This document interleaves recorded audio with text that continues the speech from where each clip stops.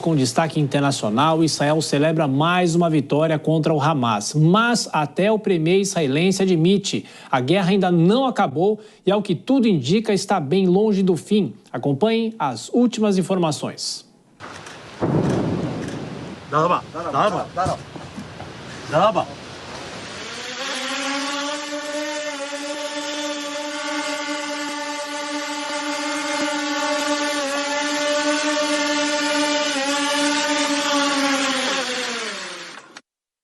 Israel confirma a morte de Yahya Sinwar, que era o atual número 1 do Hamas e considerado o mentor intelectual dos atentados de 7 de outubro do ano passado. Ele já tinha ficado preso por 23 anos no país, mas foi solto em uma troca por reféns. O terrorista teve papel de governante dentro da faixa de Gaza e foi eleito chefe do grupo após o assassinato de Ismail Haniyeh, no Irã, em julho.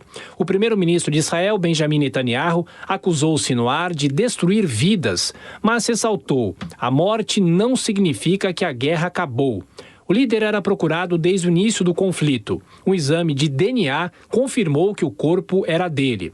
O ministro da Defesa de Israel, Yoav Galan, destacou que a eliminação de Yahya Sinwar envia uma mensagem clara às famílias dos mortos e dos reféns. Estamos fazendo tudo para chegar até aqueles que prejudicaram os seus entes queridos e para libertar os reféns e devolvê-los às suas famílias. De forma sucinta, a vice-presidente dos Estados Unidos, Kamala Harris, apontou que a justiça foi feita e os Estados Unidos, Israel e o mundo inteiro estão em melhor situação. And the United States, Israel and the entire world are better off as a result. Israel mantém os ataques em 3 frentes, em Gaza, no sul do Líbano e em Beirute, mas também continua em alerta para retaliações.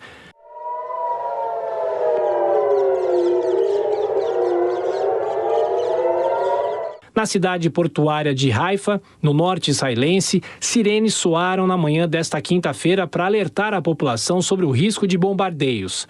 No entanto, os sistemas de defesa antiaérea funcionaram e destruíram as ameaças. Enquanto isso, 2 alertas foram feitos para a situação humanitária em Gaza. A ONU destacou que quase 345 mil moradores vão enfrentar níveis catastróficos de insegurança alimentar no inverno, enquanto a ajuda humanitária é cada vez menor. O estudo afirma que o apoio alimentar, que chegou durante meados desse ano, permitiu uma melhora, mas a redução acentuada dos envios em setembro deve inverter a tendência. Moradores relatam que há escassez de alimentos e a comida que chega está com preços muito altos. A vice-diretora da Organização das Nações Unidas para a Alimentação e Agricultura pediu o restabelecimento imediato do acesso humanitário. O embaixador israelense na ONU amenizou as acusações e destacou que mais de 1 milhão de toneladas de ajuda foram enviadas ao enclave palestino. Já a Organização Internacional do Trabalho alertou para a pobreza e o desemprego que beira 80% em Gaza. A diretora regional da OIT para os Estados Árabes, Ruba Jaradá, ressaltou que o conflito alterou fundamentalmente o cenário socioeconômico do território. Ao mesmo tempo, afetou gravemente a economia e o mercado de trabalho da Cisjordânia ocupada. A OIT alerta que o impacto será sentido por gerações. Sobre as repercussões dessa morte e do avanço do conflito, a gente chama agora o nosso correspondente na Europa, Luca Bassani. Luca, boa noite, bem-vindo. Quais as reações mundiais até agora? Bom trabalho. Boa noite a você, Tiago, a todos que nos acompanham. Os líderes ocidentais, assim como a vice-presidente Kamala Harris, acabamos de ver na sua reportagem, disseram que o mundo alcança hoje um maior senso de justiça, já que Sinwar comprovadamente era um dos cérebros por trás do atentado terrorista do 7 de outubro, que iniciou esta mais nova guerra e fez com que mais de 1.200 israelenses morressem e 250 fossem levados reféns. Muitos acreditam que este momento também abre precedentes para que haja uma reavaliação sobre as conversas de cessar-fogo, essas que estão paralisadas, segundo o Qatar, há cerca de 4 semanas. Então, muitos veem que este trunfo de Israel de, em 3 meses, eliminar 3 líderes terroristas diversos, né, Ismail Haniyeh em julho, Hassan Nasrallah em setembro e Sinwar hoje, significa que os israelenses já teriam alcançado grande parte dos seus objetivos e poderiam, assim, encaminhar uma conclusão gradual deste conflito. Há também aqueles que são um pouco pessimistas e veem que, dada a situação, poderia significar um novo processo de radicalização de outras lideranças menores ou até mesmo de outras frentes jovens, né, dos terroristas dentro da faixa de Gaza, o que poderia também culminar com uma resposta violenta contra o Estado de Israel e isso fazer mais uma vez uma retaliação, portanto um ciclo vicioso de violência sem fim, colocando também como uma possibilidade que o Irã se envolva cada vez mais, uma vez que se vê também encurralado com a perda dessas lideranças. A gente não pode esquecer que Sinwar ficou preso nas prisões israelenses por 23 anos, foi liberto em 2011, quando trocaram mais de 1.000 palestinos por um soldado israelense, Gilad Shalit, naquela ocasião, e desde então ocupou uma posição de liderança dentro do Hamas, planejando vários ataques terroristas nos anos seguintes, inclusive o maior deles, que foi o do 7 de outubro. Então, agora que o Irã se vê como talvez o último eixo da resistência, entre aspas, assim, contra o Estado judeu, provavelmente poderia se envolver cada vez mais, assim como já fez esse ano em 2 ocasiões. De qualquer maneira, parece que quem tem agora a bola no seu campo, utilizando uma metáfora futebolística, é Netanyahu e os israelenses para decidir se vão prosseguir com essa guerra pelo tempo que ela deverá acontecer ou se preferem utilizar esses trunfos deste momento para finalizar gradualmente o conflito, principalmente considerando que a guerra como um todo tem sido muito ruim para a imagem de Israel perante as outras nações e tem inclusive feito com que o apoio de algumas lideranças europeias e ocidentais esteja cambaleante para os israelenses durante os últimos meses. Ô Luca, enquanto isso, o presidente dos Estados Unidos, Joe Biden, desembarcou hoje aí na Alemanha. A agenda dele promete ser bem pesada. O que está previsto desta viagem dele aí à Europa? Olha, Thiago, o presidente Biden deveria ter vindo já semana passada aqui para a Alemanha, mas o furacão Milton impediu com que isso acontecesse e ele chegou então hoje aqui no começo da noite em Berlim, onde se encontrará hoje e amanhã com o presidente Frank-Walter Steinmeier, o chanceler Scholz e também com o presidente francês Emmanuel Macron para discutir principalmente as questões da Ucrânia e de Israel, mais ou menos que fazendo uma última abordagem com os seus principais aliados antes de deixar de fato a Casa Branca no começo do ano que vem e antes das eleições acontecerem, já que depois que nós tivermos um novo presidente, seja Kamala Harris, seja Donald Trump, eles naturalmente no governo de transição já assumem a pasta de política externa e começam a falar naturalmente com os aliados. Então Biden faz mais ou menos uma última visita aqui aos seus 2 principais aliados antes de passar a tocha da presidência da República. Luca Bassani, bom descanso para você na Europa, já madrugada de sexta-feira e você volta amanhã no Jornal Jovem Pan. Até. Bom, Israel ataca em todas as frentes para eliminar os líderes de grupos terroristas e o nosso entrevistado agora é o mestre em Relações Internacionais, professor Urian Fancelli, mais uma vez participando aqui da programação da Jovem Pan. Tudo bem, professor? Bem-vindo. Boa noite. Boa noite, o prazer estar aqui com vocês. Prazer é nosso.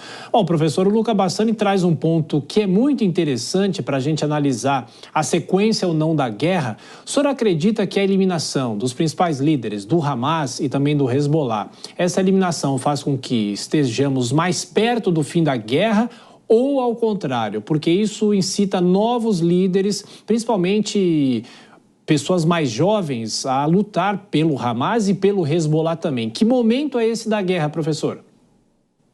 Eu acredito que depende bastante do que vão ser os objetivos de longo prazo de Israel. Então é o seguinte, eu vejo que Israel, tanto falando que vai retaliar aquele ataque iraniano, né, de 180 mísseis, que vai inevitavelmente retaliar, não sabemos exatamente como, ou Israel abrindo uma nova frente de guerra contra o Líbano, isso não me parece a atitude de um governo que está tentando parar uma guerra, né? Pelo contrário, a impressão que dá é que ele está tentando expandir. Vejo que o Netanyahu ele vai tentar, da melhor maneira possível, tentar capitalizar politicamente em cima do assassinato do Seymour, que vem como uma luva, né? No aniversário, logo após o aniversário de 1 ano daqueles ataques terroristas do Hamas contra Israel. Então, o fato do Netanyahu poder, nesse momento, exibir a cabeça daquela pessoa que orquestrou os ataques contra Israel, politicamente, em um momento no qual há cada vez mais uma cobrança para que os reféns sejam resgatados, isso politicamente dá um balão de oxigênio para ele. Não acredito que, apesar, né, dele afirmar que agora a bola está na mão do Hamas, que o Hamas que vai decidir.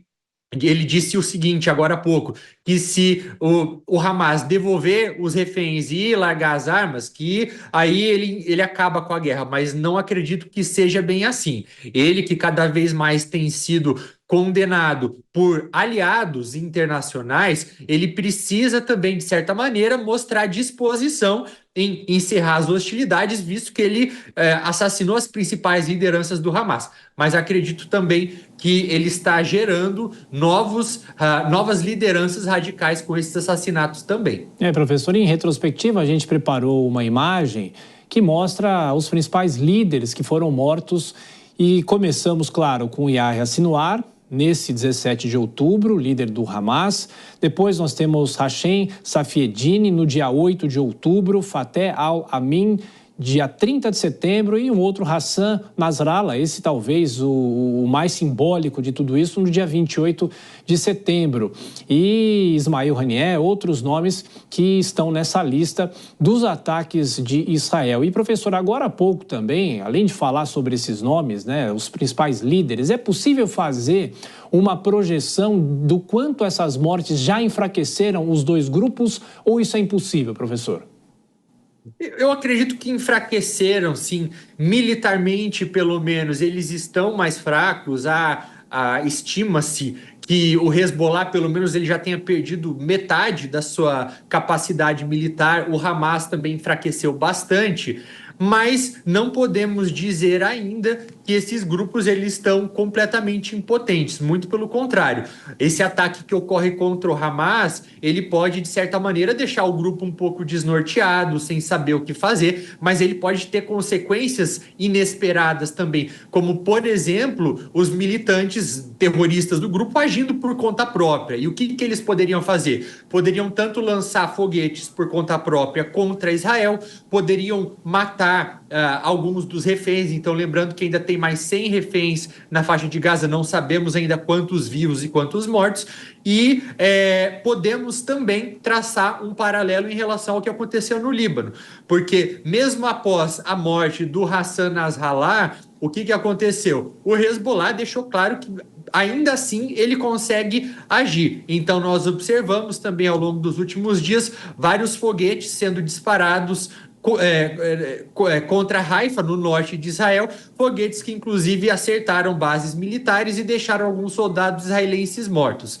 Então existe ainda capacidade. O que pode haver é talvez momentaneamente um desnorteamento, uma falta de liderança, mas que não significa que esses grupos eles não possam agir. Muito pelo contrário, eles podem se reorganizar e até posteriormente criar novos grupos também, se for o caso, né? Lembrando do que aconteceu lá atrás, quando uma liderança da Al-Qaeda foi morta em 2006, posteriormente eis que surge o Estado Islâmico com uma ideologia, modus operandi muito mais radical. Então, não vejo que o problema de longo prazo, que é a existência de grupos que são hostis à existência de Israel, isso eu não vejo que está sendo abordado. Pois é, professor, o senhor citou a possível reação dos grupos terroristas. Agora há pouco houve um comunicado, o Hezbollah anunciou que vai passar para uma nova fase de escalada na guerra contra Israel, pretende usar mísseis com mira de precisão contra os soldados. O senhor acha que a estrutura militar desses grupos é uma estrutura pesada para fazer frente ao que Israel vem promovendo na região? Acho que a gente vai ter que esperar para ver, né? Lembrando que agora Israel conta também com um sistema, mais um auxílio para o seu sistema de defesa antiaérea, então, que foi enviado pelos Estados Unidos, juntamente com mais cerca de 100 tropas para poderem operar esse sistema. Então, Israel reforçou isso, mas nós vamos ter que, de fato, esperar para saber, né, qual é o estrago que o Hezbollah ele vai conseguir causar. E lembrando que, sucessivamente, o Benjamin Netanyahu ele tem usado também desses ataques que vêm desses outros grupos terroristas para expandir a própria guerra, né? Então, eu diria até que dependendo do que o Hezbollah conseguir, da maneira como ele conseguir atingir Israel, Israel pode, inclusive, mudar a maneira, né, como vai dar aquela tão prometida resposta contra o regime iraniano. Então, eu vejo que existe, sim, esse risco de escalada, porque à medida que Israel, sim, consegue neutralizar os armamentos desses grupos, matar algumas lideranças, mas a partir do momento em que o país continua a ser atingido e dependendo da intensidade em que ele for atingido, ele vai se ver obrigado a dar uma resposta ainda maior, e aí, por sua vez, o Irã responde novamente, aí continua esse ciclo vicioso de violência e escalada sendo gerado. Professor, vou aproveitar a sua presença aqui para te convidar para assistir uma reportagem de uma guerra para outra. O presidente da Ucrânia voltou a falar sobre um plano para a vitória e segue com moral entre os líderes europeus. Acompanhe. O presidente da Ucrânia apresentou o que chama de plano de vitória. Em Bruxelas, Volodymyr Zelensky afirmou aos aliados ocidentais que pretende estar em uma posição de força antes de qualquer diálogo de paz com a Rússia. Se começarmos agora e seguirmos o plano de vitória, podemos acabar com esta guerra no máximo no ano que vem. Caros amigos, apresentei o plano de vitória ao nosso parlamento, ao nosso povo e tenho o apoio deles. E acho que é muito importante ter unidade em nosso país. O objetivo do plano é fortalecer não apenas a Ucrânia, mas também toda a nossa comunidade. Volodymyr Zelensky foi convidado a participar de uma reunião de cúpula da União Europeia. A ideia partiu do presidente do Conselho do Bloco, Charles Michel, e coincide com uma reunião dos ministros da defesa dos países da OTAN. Ao chegar à Bélgica, o ucraniano declarou que deseja reforçar a nação de forma que esteja preparada para a diplomacia. A presidente do Parlamento Europeu, a conservadora Roberta Metsola, ressaltou que o bloco reiterou de forma inequívoca o apoio a Volodymyr Zelensky. Na quarta, ele já tinha apresentado aos parlamentares em Kiev as principais diretrizes do plano. O chefe de Estado propõe a mobilização de recursos ocidentais de dissuasão estratégica não nucleares para convencer a Rússia a encerrar a guerra. Os detalhes foram incluídos em um anexo secreto transmitido aos Estados Unidos, ao Reino Unido, à França, à Itália e à Alemanha, integrantes da OTAN. Professor Urian Fancelli, o presidente da Ucrânia apresenta o plano de vitória, só que literalmente é preciso combinar com os russos, não é, professor?